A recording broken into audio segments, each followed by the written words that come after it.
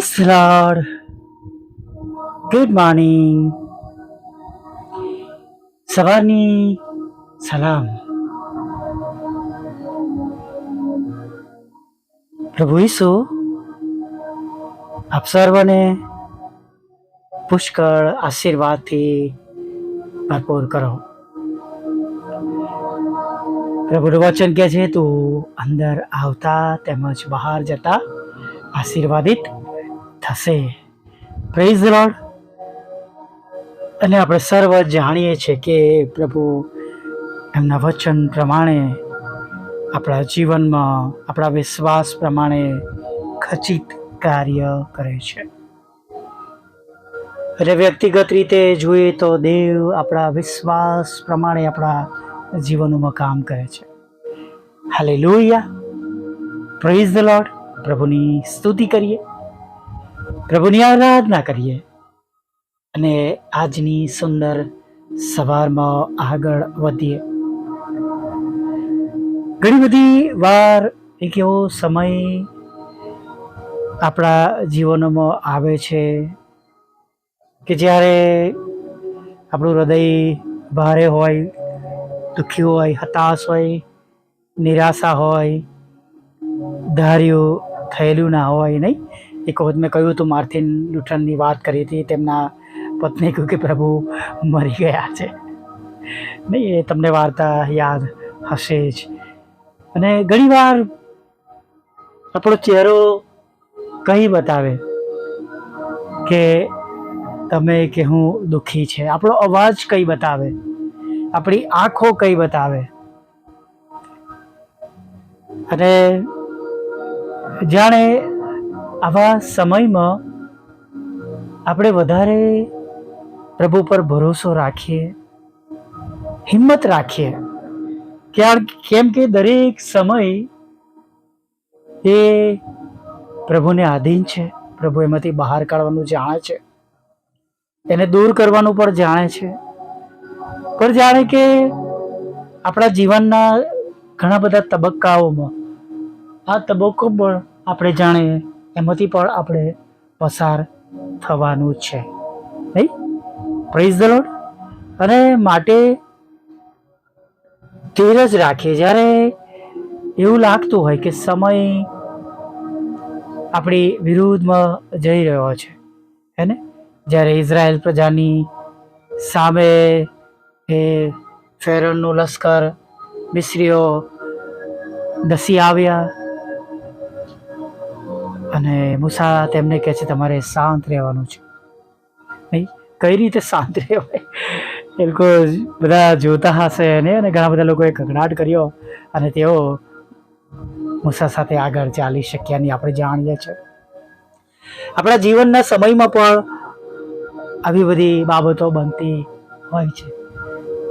સાધુ સુંદરસિંહ વિશે આપણે બધા જ જાણીએ છીએ. નહીં, ગજબની તેમની સાક્ષી છે. તમે એમની બુક્સ અથવા યુટ્યુબ પર તેમની સાક્ષી સાંભળજો. હિન્દીમાં પણ છે, કદાચ ઇંગ્લિશમાં પણ છે. અને તમે જો એમની સાક્ષી સાંભળશો એમના વિશે, તો ખરેખર ખ્રિસ્તી જીવનમાં બહુ જ ઉત્તેજન મળશે. બહુ મોટા ખ્રિસ્ત વિરોધી હતા. તેમણે બાઇબલને પણ બાળી નાખ્યું હતું. એવા સાધુ સુંદરસિંહ જ્યારે પ્રભુમાં આવ્યા, એ પણ તમને ખબર હશે કે તેમણે પોતાના રૂમમાં એવી પ્રાર્થના કરી કે જો આ પૃથ્વી પર, આ જગતમાં, સંસારમાં, આકાશ, પૃથ્વી નીચે, મતલબ કે જો કોઈ ઈશ્વર છે તો મારી સાથે વાત કરે, નહીં તો આજે રાત્રે હું મારો જીવ આપી દઈશ.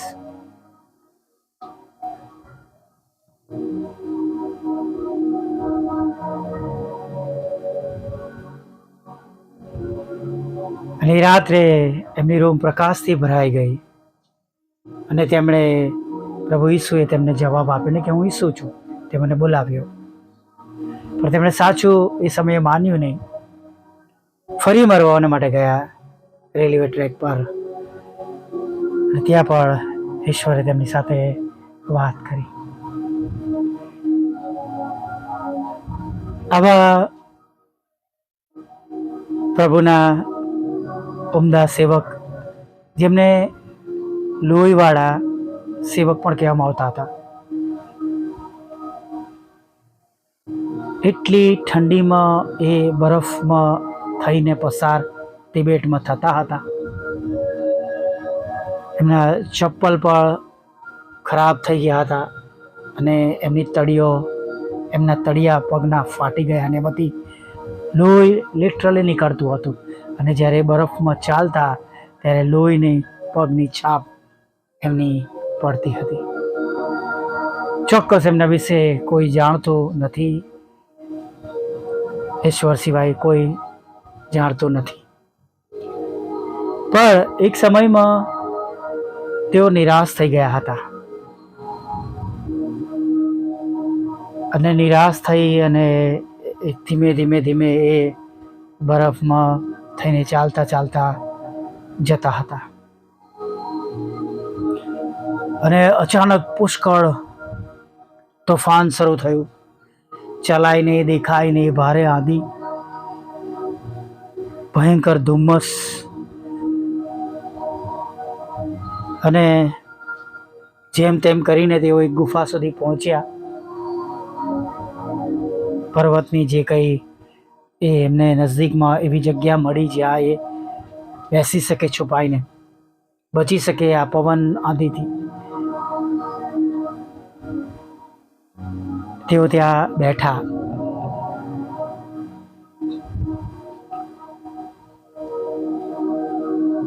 અને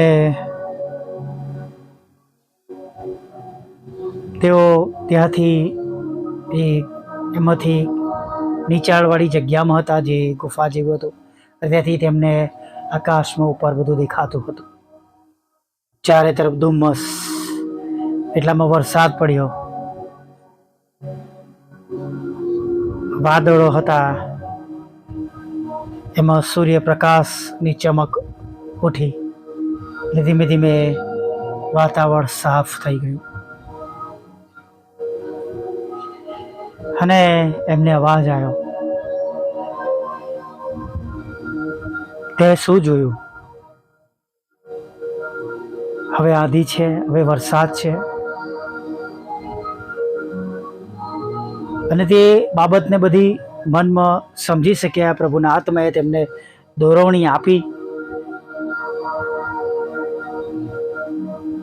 કે આ વાતાવરણ રહ્યું નહીં, આંધી ધુમ્મસ રહ્યું નહીં, ફરીથી સૂર્યપ્રકાશ ચમકી ઉઠ્યો અને બધું સાફ થઈ ગયું. ભલા મિત્રો, આપણા જીવનમાં પણ મુશ્કેલ સમયમાં જ્યારે આપણે પ્રભુમાં બનેલા રહીએ છીએ, ત્યારે એક સમય જે પ્રભુએ નક્કી કરેલો છે ત્યારે એ આપણા બધા રસ્તા સાફ કરે છે. આપણે શાંત રહેવાનું છે, ધીરજ રાખવાની છે. ઘણી વખત તમે એનું કહે છે કે ચારે તરફથી મુશ્કેલીઓ છે, હજુ તો એક મુશ્કેલી ગઈ નહીં ને બીજી આવી ગઈ. વિચારી ન શકીએ એવા પ્રશ્નો જાણે આપણા જીવનમાં આપણે જોઈ શકીએ છીએ.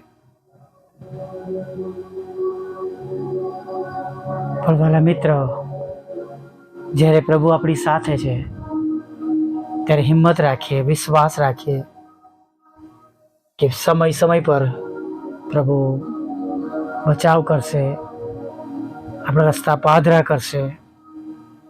હાલેલુયા! તેઓ આપણને બચાવશે, સંભાળશે. પ્રભુની પાસે બધા જ રસ્તા છે, એ કદી ના ભૂલીએ. Praise the Lord. હાલેલુયા! આવી જ્ઞાનની પ્રાર્થના સાથે આજના દિવસમાં આગળ વધીએ. ભલા પ્રભુ, અમે તમારી સ્તુતિ કરીએ છીએ અને અમે તમારો પુષ્કળ આભાર માનીએ છીએ આ સુંદર સમયને માટે. તમને ધન્યવાદના અર્પણો ચડાવીએ છીએ. હા પ્રભુ, થેન્ક યુ કહીએ છીએ. ગત રાત્રિમાં તમે અમારી સંભાળ લીધી, અમારી કાળજી લીધી.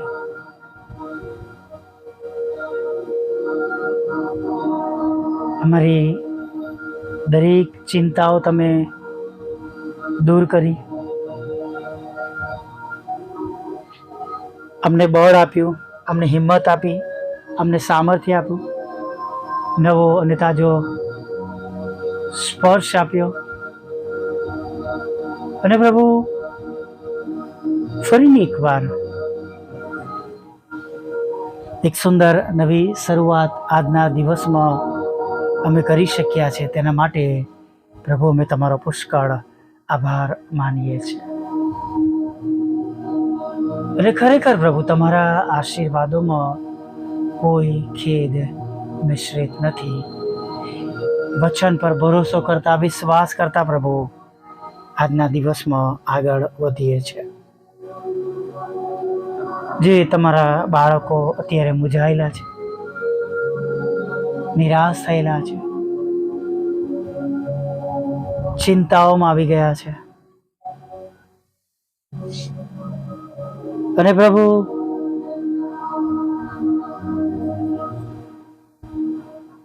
દુઃખી છે, હતાશ છે, સમસ્યાઓ જાણે તેમના પર હાવી થઈ ચૂકી છે, માર્ગ દેખાતો નથી, ત્યારે અમે ખાસ તમને વિનંતી કરીએ છીએ.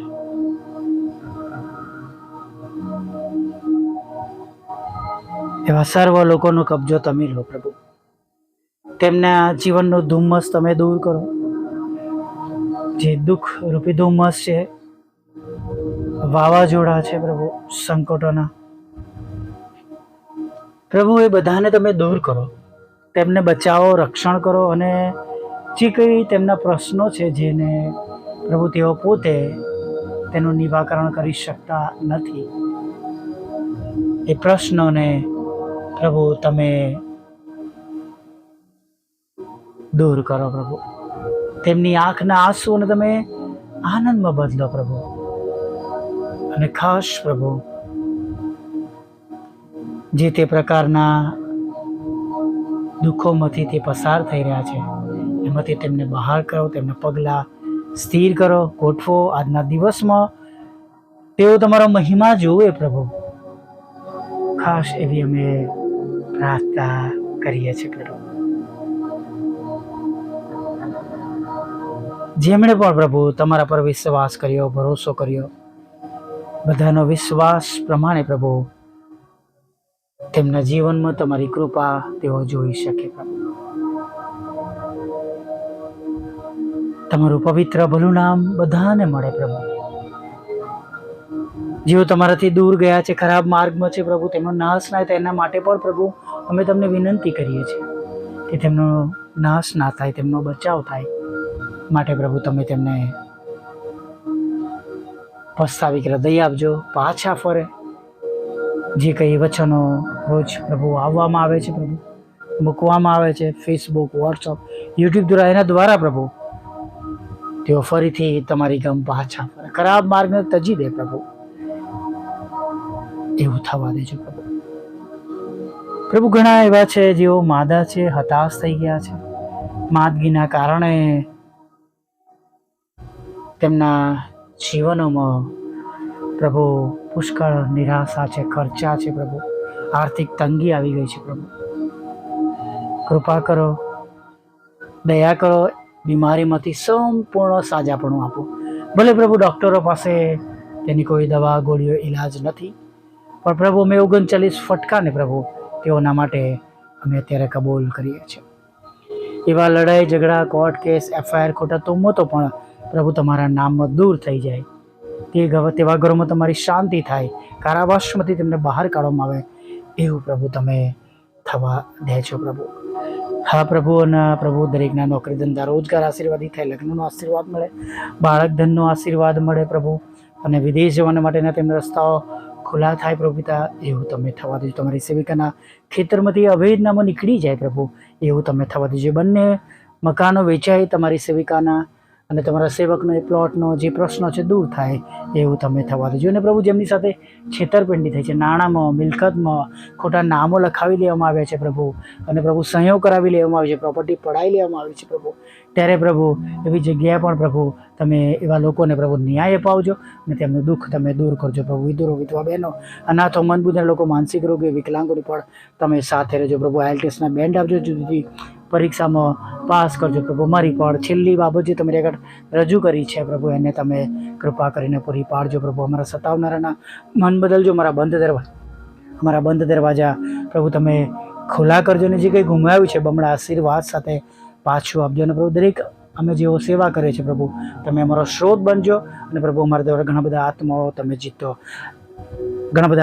જીતજો. આગળના સમયમાં પ્રભુ અમને દોરજો, પાપોની ક્ષમા કરજો, અને સાંજે તમારો ભજન ગતિ લઈ આવજો માગતા પ્રભુ ઈસુમાં આટલું સાંભળો, દીવક માન્ય કરજો.